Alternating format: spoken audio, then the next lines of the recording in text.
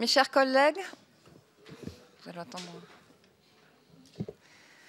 Nous allons commencer nos travaux, qui sont en principe la dernière réunion de la Commission des affaires économiques de ce mandat, sachant que, le cas échéant, si d'ici le mois de juin, il y avait nécessité à ce que nous nous revoyions au regard d'une actualité qui nécessiterait des auditions de la part des députés membres de cette commission, naturellement, après concertation du bureau, nous serions amenés à revenir. Mais a priori, normalement, c'est vraiment la dernière commission de la réunion de la Commission des affaires économiques. Nous avons un ordre du jour chargé ce matin, puisque dans une première partie, nous avons l'audition de Madame Cécile Claveyrolle, dont je remercie d'avoir accepté de venir nous présenter son rapport. Après, nous avons le rapport d'information et la proposition de résolution européenne sur la réforme de la PAC.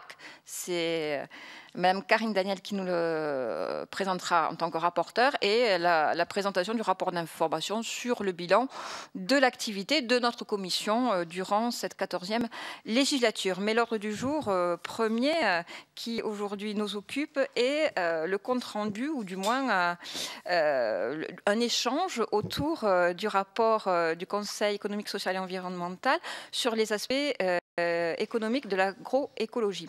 Nous accueillons aujourd'hui Mme Cécile Claveyrolle, membre du Conseil économique, social et environnemental, pour la présentation de son rapport qu'elle va nous faire dans quelques instants. Vous dire que lors de mon entrevue le 17 novembre dernier avec le président du CESE, M. Bernard Sconi, nous avions évoqué ensemble l'idée d'une présentation d'un certain nombre de rapports et de travaux issus du Conseil. Et il est vrai que celui-ci en particulier, eu égard à notre activité, notre compétence sur l'agriculture, était un rapport sur lequel nous pourrions avoir un échange. C'est pour ça que j'ai proposé tout de suite que nous puissions avoir cette audition.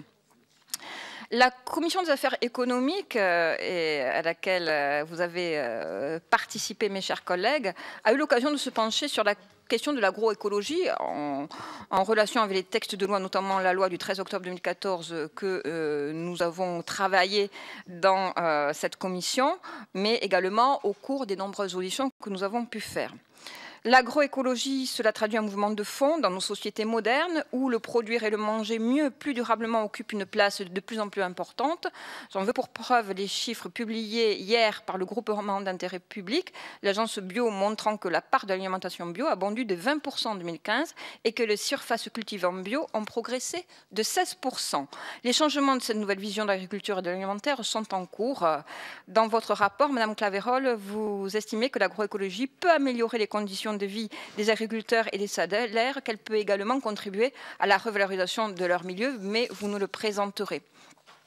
Permettez-moi juste de vous poser deux petites questions à laquelle, naturellement, à l'issue de votre rapport, et à l'issue des questions des parlementaires, sera mené à nous apporter des compléments d'information. Avez-vous pu mesurer l'impact de l'agroécologie sur les revenus des agriculteurs et sur la résilience des exploitations?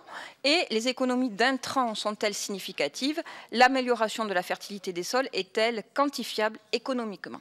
Donc, merci encore de votre présence parmi nous, et tout de suite, je vous laisse la parole. Merci beaucoup.